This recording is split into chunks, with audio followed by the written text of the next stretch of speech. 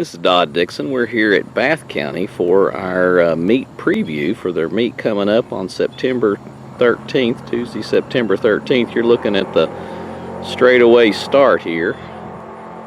This is down at the community park near the drag strip. You can kind of hear in the background some of the vehicles that are going to be racing at the drag strip. But they start here on the soccer field. They go straight out and they head off into a bottom section near the creek. We'll take you to that in just a moment.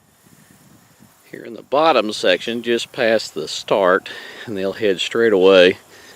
And they'll go back and kind of make a loop down in that section of the course. Then they'll double back around, coming along the tree line, running along the tree line there. You can see where they're starting to mark the course with the flags.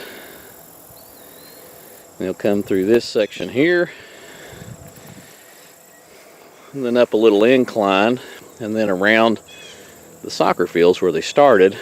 Then after they loop around the soccer fields, come along the back of the ball fields, and then they'll head up a incline over to the left there, and then go off into the cornfield.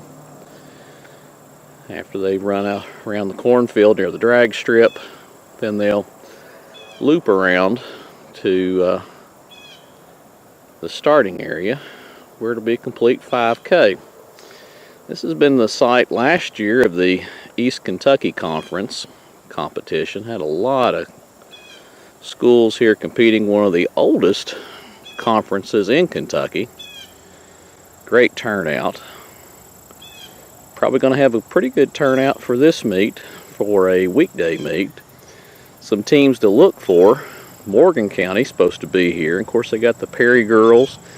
And they've had a really good 1-2-3 punch, but in years past. But rumor has it that they've been able to kind of get the pack mentality going, and they've got a 4-5 girl now. It's really going to help them out from a team score standpoint. So a team to watch for coming up on Tuesday will be the Morgan County girls.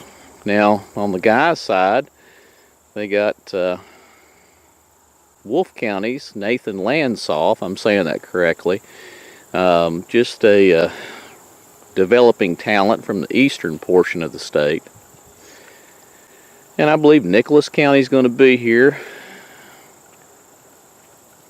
Montgomery County typically shows up. Of course, Bath County, they just a storied program here in Bath County. We'll talk to one of the coaches here in a minute. They're out on the field trying to get everything set up.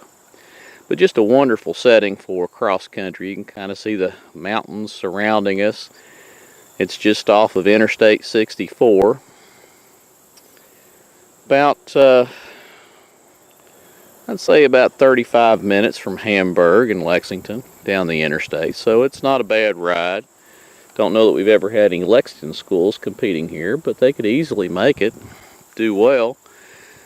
Of course, I don't know how many years they've been using this course here, probably about 4 years, maybe 5 years.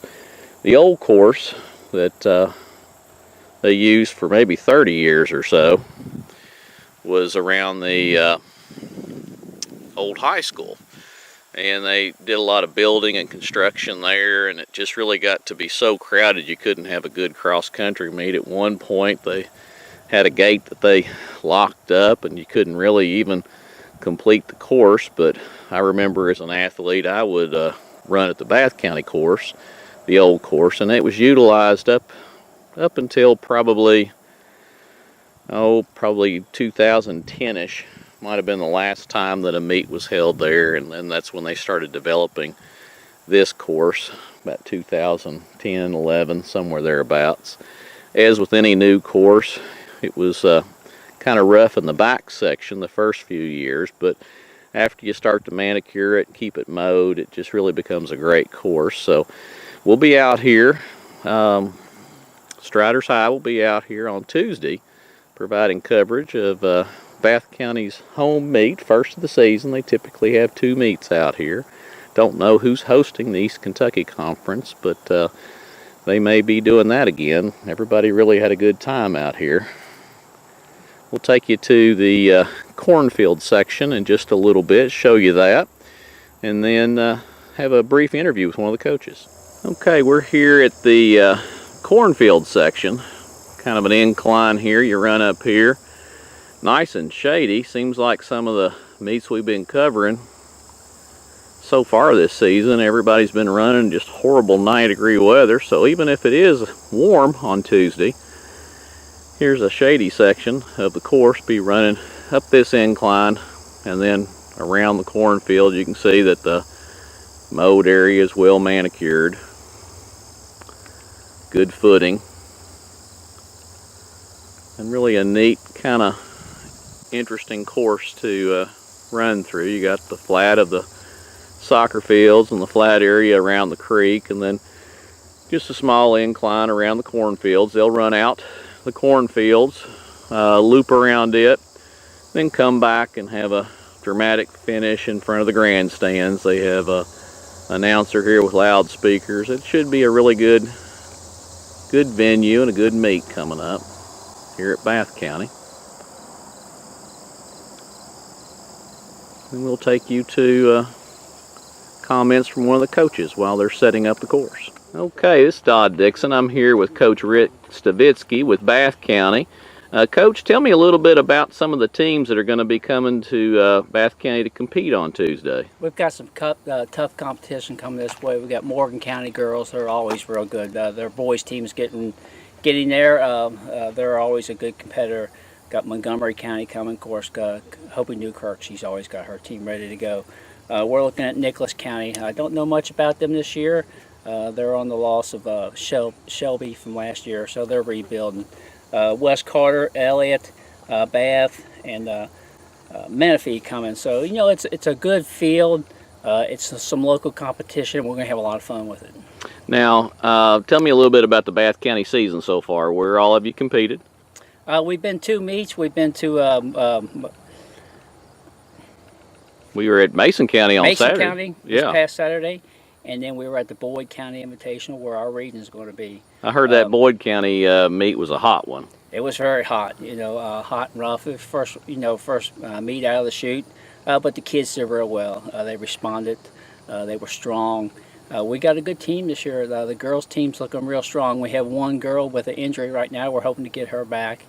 And the boys' team will rebuild. We lost Logan McNabb last year, and another senior, so that's tough to come back from, but they're looking real good. They really did well at Mason County this past week and showed a lot of improvement, and that they're getting strong this early in the season. Now, Carrie's your daughter, correct? That's what I hear. Okay, and was she a sophomore, junior? I lose track. She's a junior this year. She's I think a 6 or 7 year competitor already. So, oh wow! You know, being a junior with that experience and all that experience through the years, she's a good team leader.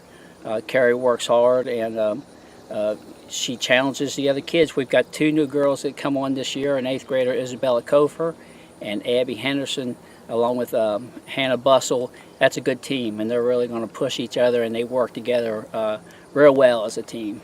Well, that's great. Well, I'll let you get back to setting up the course. We'll run our preview, and then we'll be here in full force to see all the happenings at Bath County on Tuesday, September 13th. This is Todd Dixon with Striders High for KYTrackXC.com.